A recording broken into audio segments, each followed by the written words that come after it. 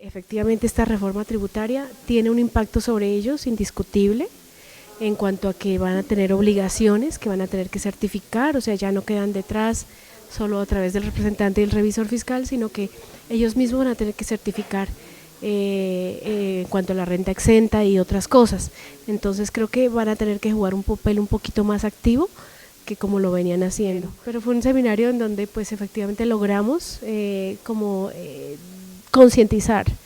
qué son las normas, cuál es el cumplimiento y que efectivamente este tipo de entidades no entren en una sorpresa el año entrante cuando la DIAN los vuelva del régimen tributario normal o de la régimen de renta ordinaria o efectivamente entren en un entredicho en relación con la aplicación de esos excedentes. En cuanto al manejo de la reforma tributaria y los aspectos más relevantes que la reforma en sí trata, abre dos cosas importantes y efectivamente lo que hace la norma ahora sí es definir que todos pertenecemos al régimen de renta de entidades de entidades contribuyentes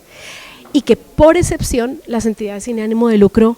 pueden adquirir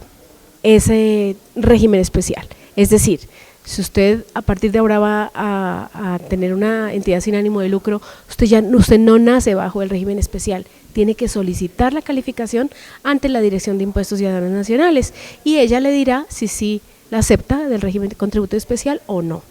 o sencillamente pues se comportará como en materia fiscal como renta ordinaria.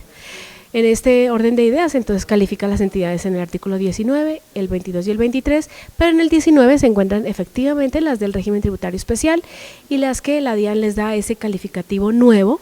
y les da esa nueva adopción al régimen especial, contribuyendo con el 20% como ya venía haciéndolo, pero acordémonos que la norma te dice que si tú aplicas los excedentes, en este caso hasta el año 2016 el contable, reinviertes en tu actividad meritoria, pues sencillamente no estás grabado con el impuesto.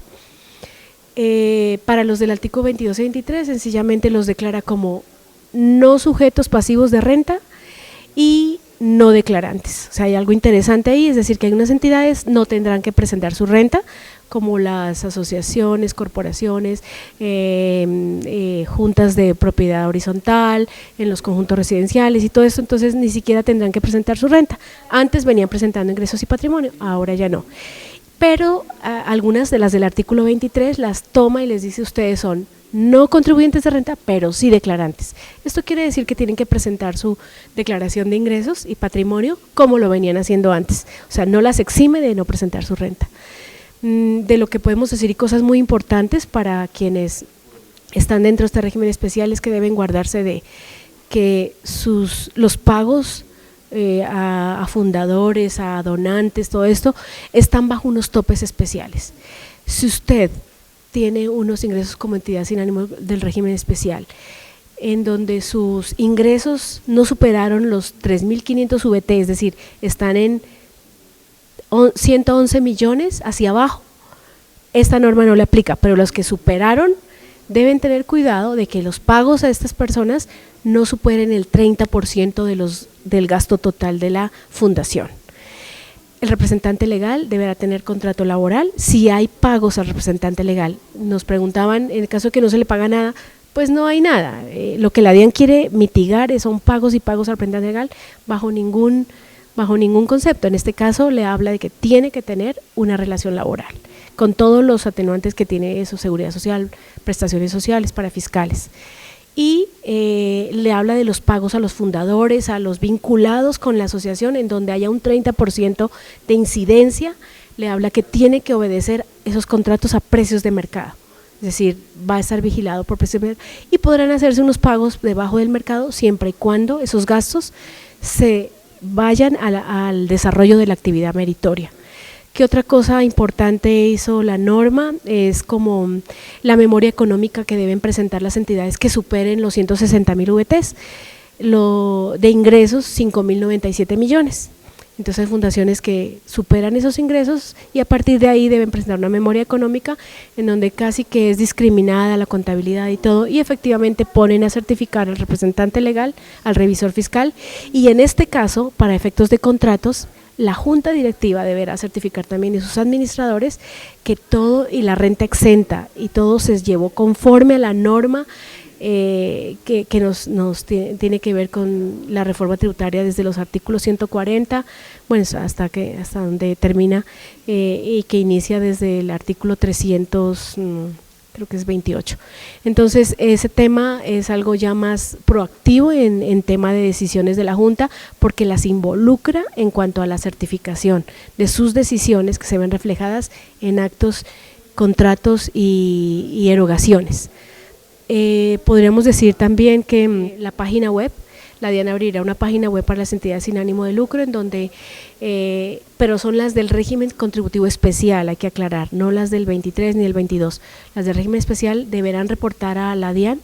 y poner allí la memoria económica, colocar los nombres de los directivos, las cédulas y en términos generales deberá colocar los pagos por salarios, todas las erogaciones que haya, cómo van los proyectos, cómo van, han terminado, a quién han beneficiado, una serie de condiciones que prácticamente es un trabajo que se viene para las entidades sin ánimo de lucro que deben reportar, del régimen contributivo especial deben reportar terminado el año, dice que dentro de los 3 primeros meses. El RUT deberán actualizarlo anualmente, pero dice la norma que con la sola presentación de la declaración de renta ya se entiende que están dentro del régimen. La DIAN tomará hasta el octubre de 2018 para efectos de decirle a cada entidad sin ánimo de lucro, usted sí pertenece al régimen contributivo especial o usted no pertenece. Las que no pertenecen tendrán derecho a esgrimir su proceso de reposición o irse hasta lo contencioso administrativo. Y pues a través de una resolución la DIAN les dirá si sí o no finalmente pertenecen o no. ¿Qué pasará con las que les dice que no pertenecen? Pues sencillamente pasan a ser del régimen contributivo ordinario, renta como una entidad comercial, que pues sería bastante gravoso. Creo que recomendaciones para esto es que sus estatutos estén al día, sus actas, que la asamblea apruebe los excedentes, que estos excedentes se inviertan al interior de su actividad meritoria. Y una cosa importante en las actividades meritorias es que abrió un panorama bastante amplio, casi que lo triplicó, cosa contraria como lo venía haciendo el decreto 4400, en donde pueden marcar con mayor tranquilidad las entidades sin ánimo de lucro, o de cierta manera no se pueden como esconder en actividades en donde la norma le dice no, usted no es de acá. Efectivamente la norma abre un panorama más amplio en cuanto a actividades meritorias. Pues de cierta manera la norma les entra en cintura. Yo creo que el gobierno debe considerar que no siempre legislar desde lo muy adverso, porque también las entra en un proceso, en una apertura demasiado fuerte. Entonces desestimaría de cierta manera, yo creo que si la norma se endurece más, desestimaría de cierta manera la parte social, la parte donde gente verdaderamente, entidades de régimen especial, están haciendo trabajo, están tomando la bandera para ser un brazo extendido del gobierno en cuanto a la obra social, pero que si las aprieta tanto